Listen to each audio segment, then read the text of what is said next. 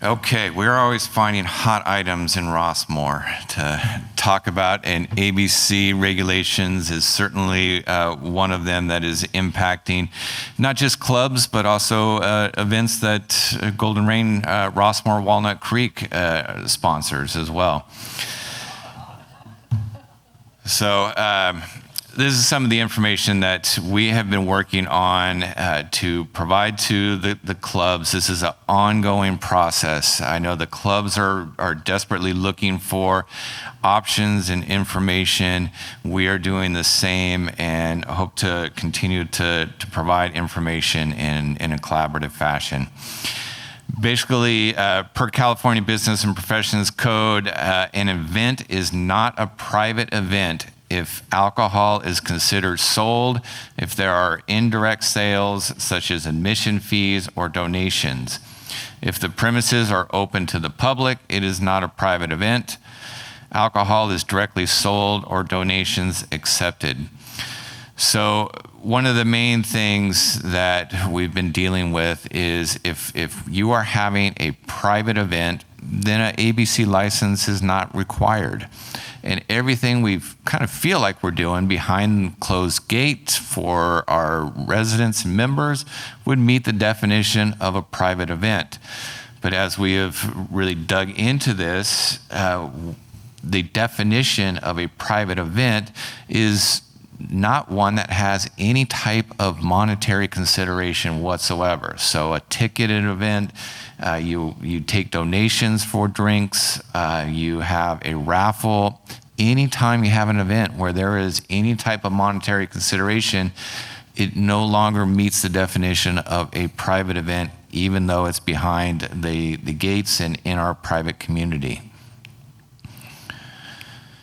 So for a private event, again, it has to be invited guests only, and there's no monetary consideration.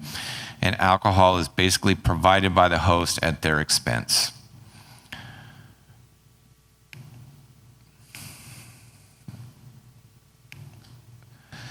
So some of the liability impacts, one of the reasons why this is so critical is that there is liability involved. If there is an event that takes place and it is not in compliance with the law, there is certainly exposure. And if there is knowingly violations of the law, then there definitely is liability. People ask, well, we do have liability coverage. Insurance will not kick in to the degree, potentially, may not kick in, if you knowingly are in violation of the law. So we want that coverage to take place, so we want to be in compliance with the law. There is liability for clubs and officers, personal liability for board members, personal liability for directors and officers. There are fines up to $5,000 and hopefully no imprisonment. So a few scenarios that we've talked about where maybe a permit might be required or not. So a scenario, we have a bocce tournament is held at Sportsman's Park where an entry fee is charged for prize money. The event is bring your own bottle. ABC response is if participants are paying an entry fee, it is not considered a private event and a license would be required. There's a concert going on. Someone brings a drink to the event center during a concert where a paid ticket is required. So the concert goer would need to be asked to go dump out their container. If the participants are allowed to bring their own bottle, then there would be a permit required. There is a bring your own bottle or drinks for personal consumption. So a club allows alcohol to be brought strictly for personal consumptions, not shared with others, and there is no cost to attend the event and no money is exchanged. This is an example of a private event and no license would be required. So what if annual dues cover the cost of events? So a club includes the cost of attending events in their annual dues, and there is no exchange of money to attend the event or at the event itself. So a club can include the cost of attending events in their annual dues as long as it is not specifically for providing alcohol. Membership dues can cover events generally, but cannot explicitly mention alcohol as part of the fee. And I'm going to expand on that here in a minute. Alcohol service policy options. So these are kind of a list. This is not an exhaustive list of options, but this is a list of options that clubs can consider. They can host dry events where no alcohol is included.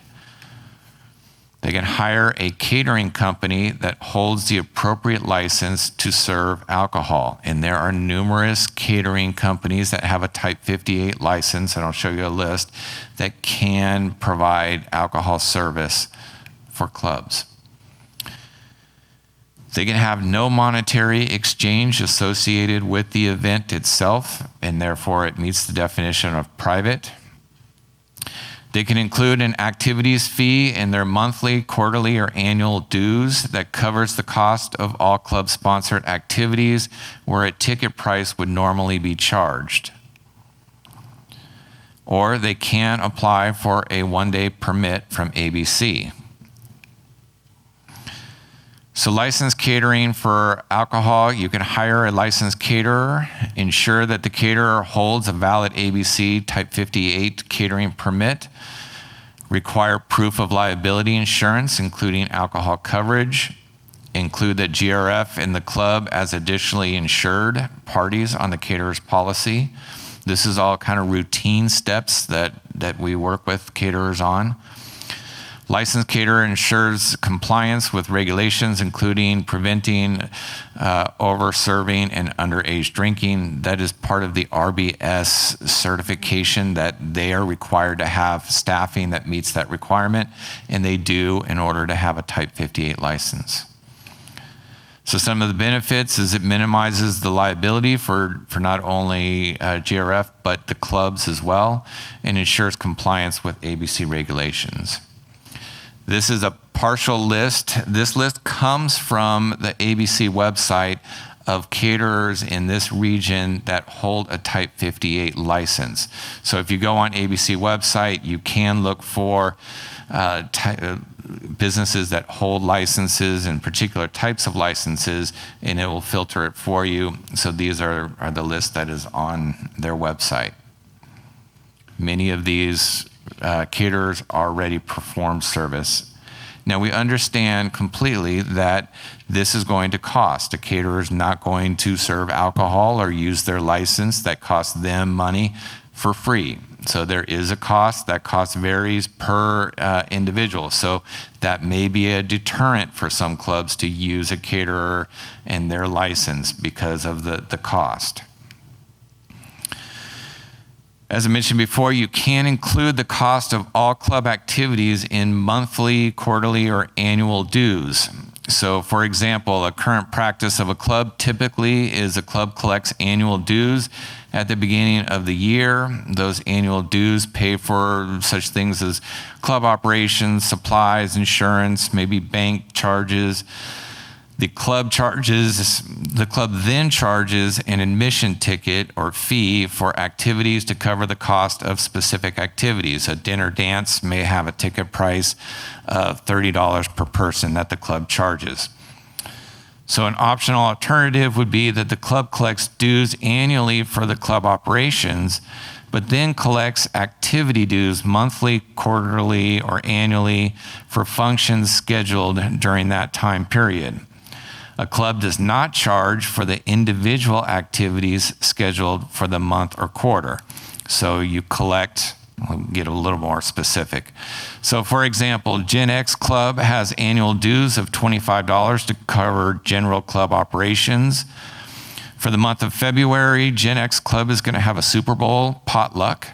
They're going to have a dinner dance, and they're going to have a bocce tournament. So under the original format, they would collect their dues of $25 beginning at the beginning of the year. The Super Bowl potluck that they were having is a free event. They're not charging anything to attend. A ticket is required for their dinner dance, costing $30 per person. Tickets are sold prior to the event or to interested club members or at the door. For the bocce tournament, members must register in advance and pay an entry fee of $25. The cost for a member to participate in all three events is $55 plus their annual dues. Under this other format, annual dues of $25 are paid at the beginning of the year. Activity dues are collected at the beginning of each month or quarter for club-sponsored events scheduled during that time. So for this specific example, the activity dues for February would be $55 for this club.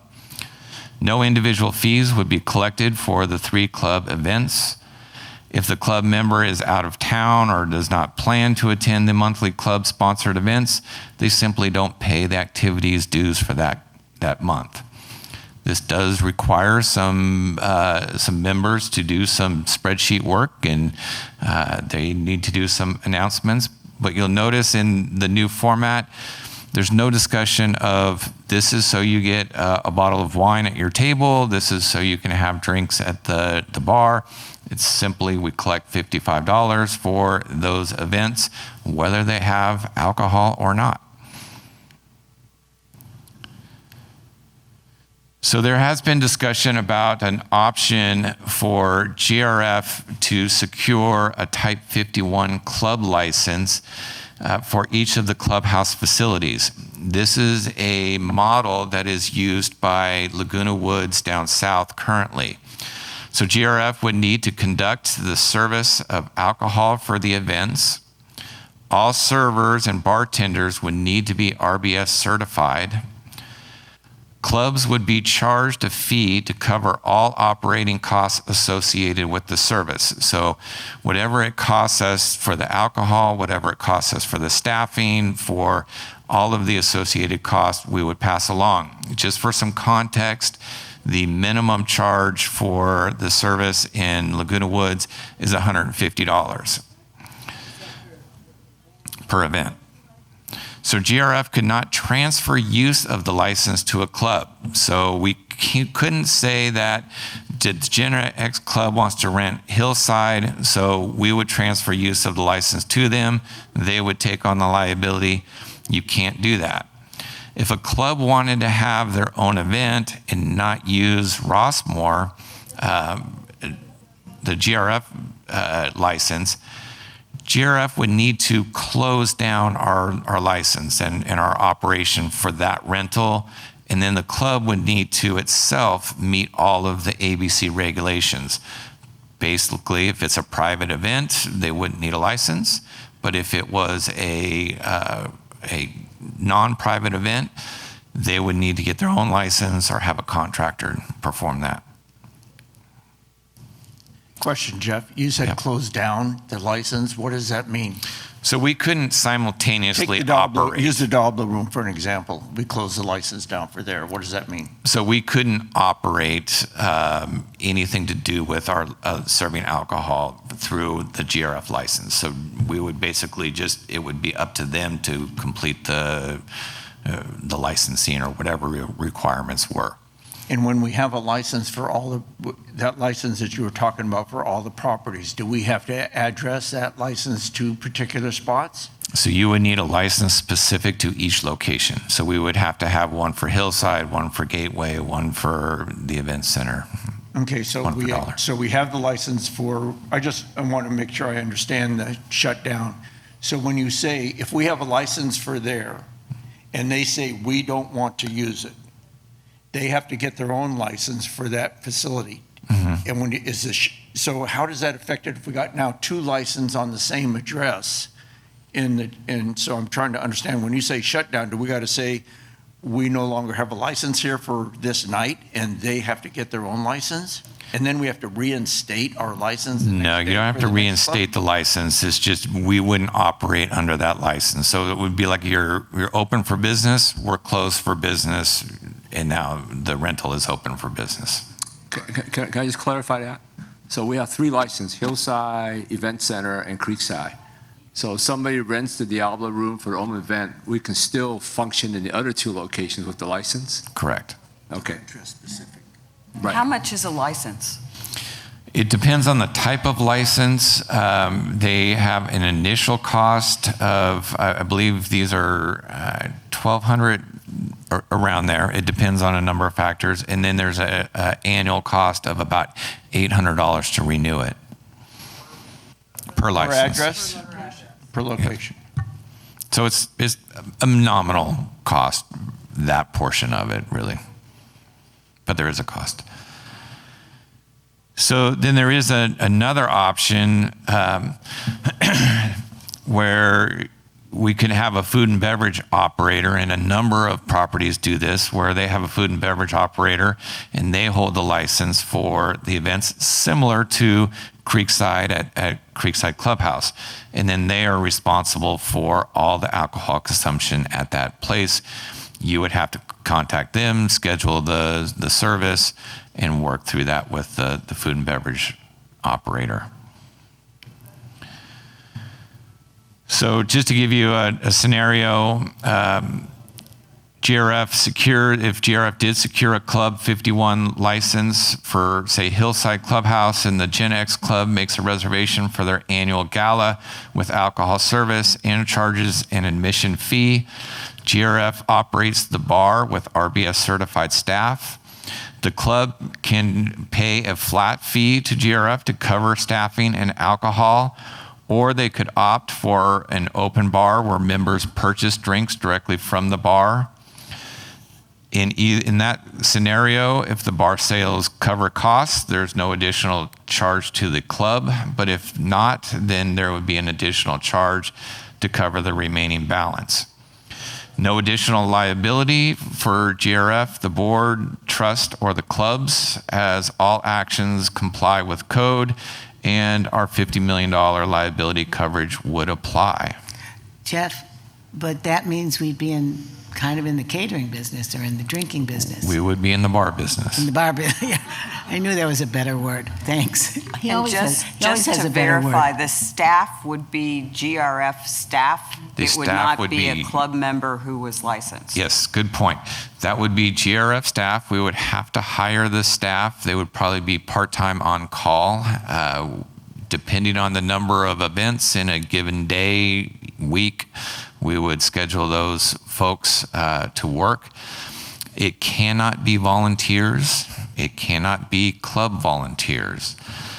GRF does not meet and is not a registered 501c3. We are not a 501c anything. We are a nonprofit mutual benefit corporation. We are not tax exempt. We just don't have a tax burden. So we do not qualify for any of the benefits of being a 501c that can use volunteers under certain circumstances. We have to follow the labor code, which means if we are using folks, we need to pay them at least minimum wage. There are limited opportunities where we have volunteers, and basically that is you folks serving on a board of directors or a committee that you appoint to carry out a certain function. But if they are people doing work that you normally could hire somebody for, you are in violation of labor code. So we can't use volunteers. We have to hire our own staff. One more quickie, just for the people. If we did this, who would manage it? That would take more staff time just to manage this type of thing, as well as we're not making these rules. Can you state again who created these rules that we must follow? So this would, just like Laguna Woods does, they have staff specific to oversee, like it is a business. We are running an additional business. So we would have to hire additional folks. As you mentioned, these are ABC rules. This is not anything that GRF is enacting. These are not part of our policies or rules. Our rules are simply that we are in compliance with the law. A quick other scenario here, a club operates the bar under GRF permit. This has come up quite a few times. What if we allow somebody to operate under our permit? So GRF secures the Type 51 permit for Hillside. The Gen X Club provides alcohol service for their annual gala with RBS certified volunteers. GRF does not staff or operate the bar, but allows the club to utilize our permit. This scenario is not permitted by ABC regulations and not advised by legal counsel. Allowing clubs to use GRF's permit exposes GRF, the board, the trust, and clubs to liability. Liability coverage may not apply in this case of an incident because we are knowingly in violation of the law. So we are continuing to look at options, opportunities. We are not trying to put up roadblocks to success. Right now, it looks like the best is for clubs or organizations to use a licensed caterer or to consider rolling their cost of their events into monthly, annual activity dues or some sort. We will continue to work with ABC to track down options, but happy to answer any questions that. I just wanted to verify that these different options and our obligation and liability has been discussed with council, correct? Extensively. Okay. I also, before we get into discussion, I want to just say that we know this is important for residents, and various groups have come to us with alternatives almost daily. I've asked Jeff questions, he contacts the attorney. We are investigating things as we go almost every day. I especially want to thank the Activities Council because they did a lot of research. They spent a lot of time trying to figure out solutions, and we've met with them, and we will continue to meet with them. And I think we're going to find a workable solution eventually. But it's been a learning process, and nothing in Rossmore happens fast. So I just, like Jeff said, clubs can look at other alternatives now while we investigate further. So any questions for Jeff? Carol. I think this is great presentation and explanation of what's going on and what options there are. And hopefully we will be able to get this presentation so we can share it with clubs as there's, questions. Yes, we can definitely do that. And some valuable feedback we did actually get when meeting with the Activities Council is that the clubs don't know necessarily that we are trying to work on this as well and want to partner with them. So we'll be putting together information to share with the clubs as well. Dwight? I think we all recognize the major concern for all the social activities that go on here. I would encourage staff to come up with a plug-and-play solution. For example, the Laguna Woods scenario. Could we get more details of what that would look like and what the obstacles would be to having that service? Just like we provide AV service, we provide all sorts of things for club room rentals. This would be an add-on. But it's not clear to me exactly what that add-on would be at this point. I've asked for additional details on cost and projections of staff needs based on the volume of social events that would require alcohol serving. So that's going to take a little time. Yeah. Any other comments? Okay, we look forward to more information. Thank you. We have a full audience. I don't think they're here for the board meeting. We wish. Hang on just a moment. I don't think we have time for a deep dive. Yeah, I think. So I think we're going to have to move that to February. And do you have a quick review of the room reservation? So we did have a PowerPoint. We can get a little bit more in depth next month, but instead of going through that, I could tell you that the reservations staff, including Z, the recreation manager, Kelsey, and Ann, have been working diligently on this. They have successfully placed all of the historical date reservations, and they got that out before any reservations took place for January. They are working on finalizing a few dates for the event center later in the year. Some of the challenges really have been focused on implementing the no fee, no service or type reservations, so moving people around so they can take advantage of that. We'll be implementing the plug and play for the AV systems for rentals that use rooms where they need to access AV, but it's as simple as utilizing their own laptop. So we'll be doing that where there's not a fee. They have worked to do all of the historical placements, and keep in mind that is reservations that are recurring up to 4 per week for clubs based on their actual history. So working through all of those requests took significant times. They had to filter out reservations that weren't in compliance with what a historical date was. And so they've been working through that. They've been dealing with all of the private rental requests, filling those in. And now they're really starting to tackle all of the one-off reservations. So a club wants to add a date for Thursday at 2 o'clock, but it's not a recurring date, it's just a new activity. They are working through those placements now as well. So what I would encourage clubs and residents, if you are not getting your rental agreement, if you're having issues with some of the dates, the best thing to do is come in and meet with Kelsey, meet with Z, and go through those specifically. There is a lot of email exchange that is going on with the clubs and a lot of different factors that are involved.